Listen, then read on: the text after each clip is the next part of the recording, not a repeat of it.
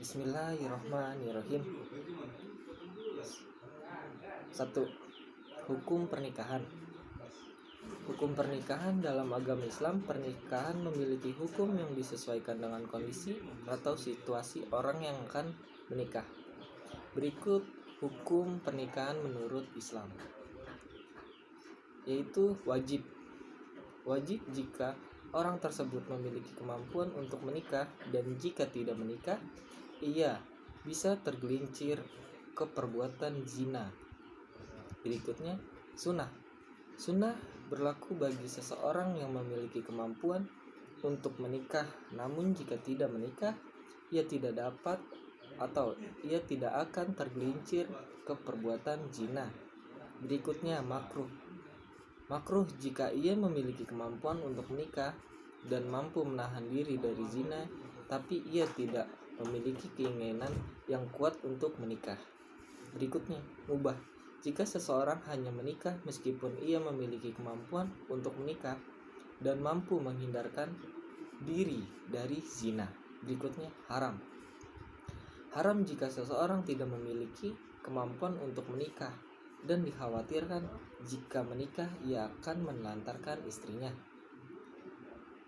Berikutnya, rukun dan syarat pernikahan. Pernikahan dalam Islam memiliki beberapa syarat dan rukun yang harus dipenuhi agar pernikahan tersebut sah hukumnya di mata agama, baik menikah secara resmi maupun nikah siri. Berikut ini adalah syarat-syarat akad nikah dan rukun yang harus dipenuhi dalam sebuah pernikahan. Misalnya, nikah tanpa wali maupun ijab qabul hukumnya tidak sah.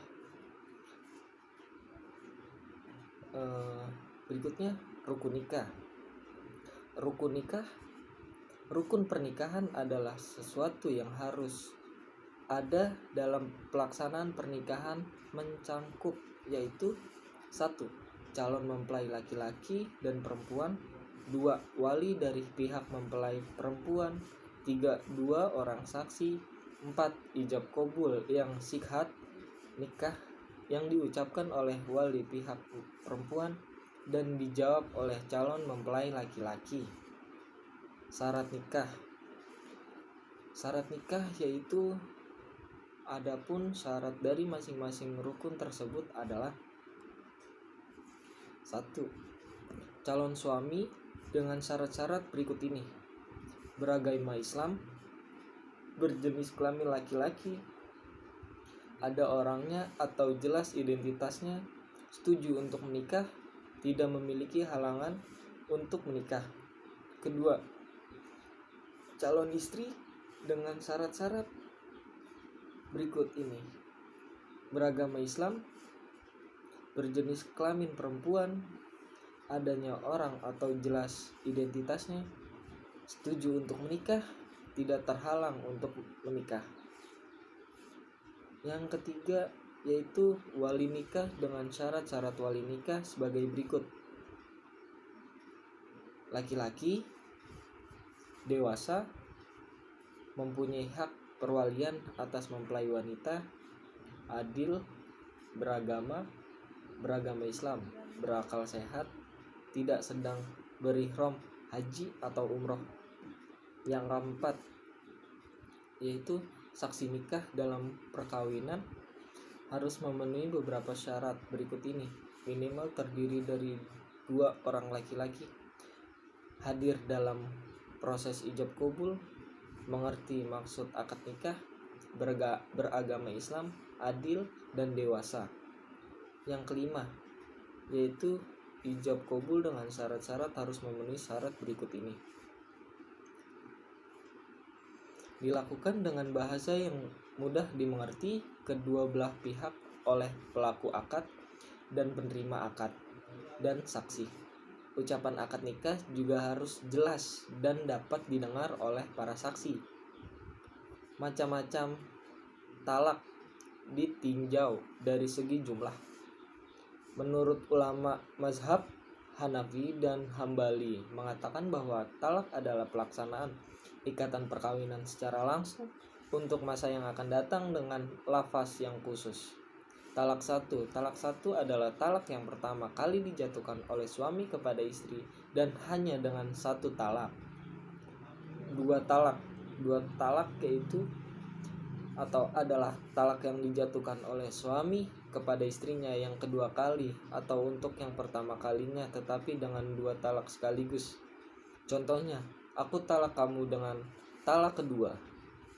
Yang ketiga, talak tiga. Talak tiga adalah talak yang dijatuhkan oleh suami kepada istrinya untuk yang ketiga kalinya atau untuk yang pertama kalinya tetapi langsung talak tiga. Contohnya, suami berkata, aku talak kamu dengan talak tiga.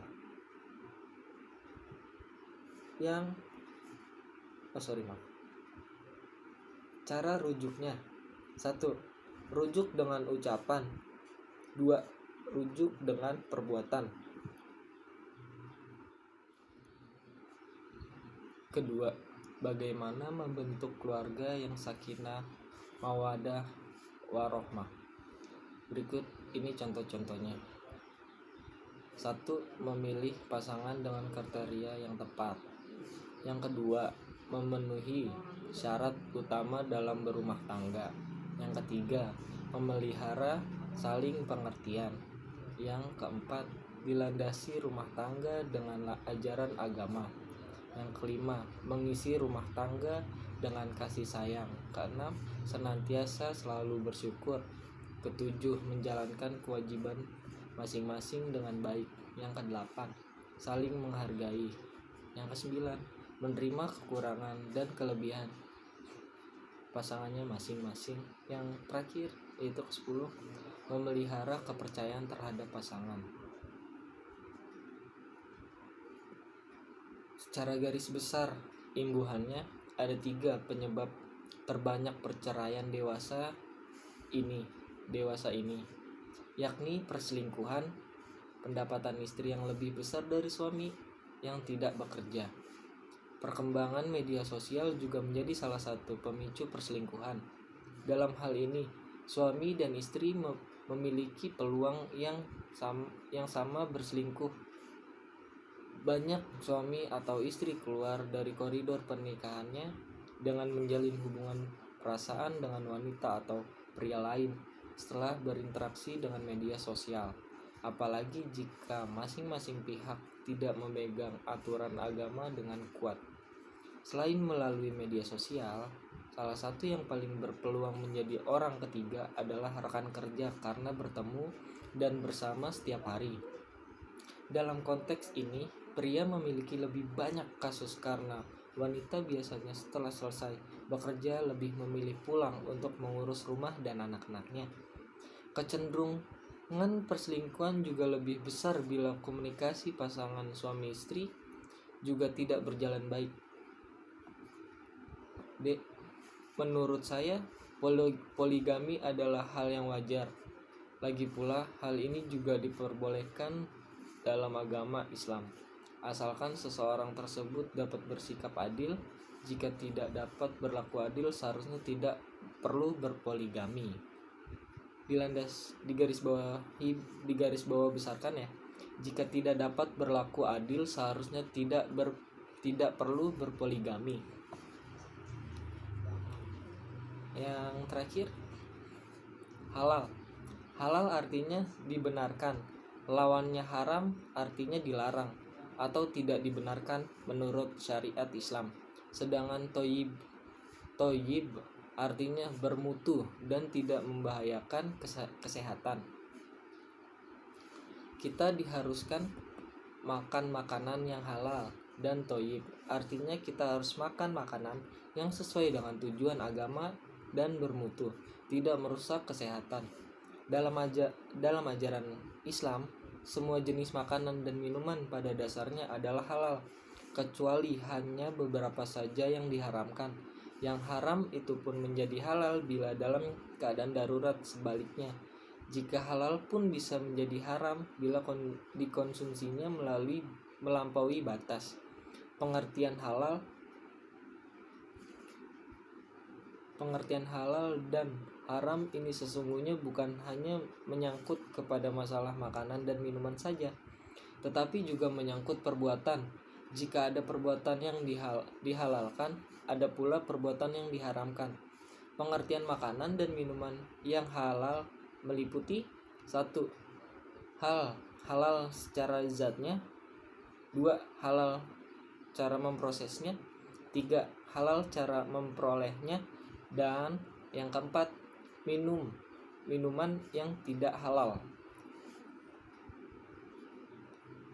Sekian dan terima kasih.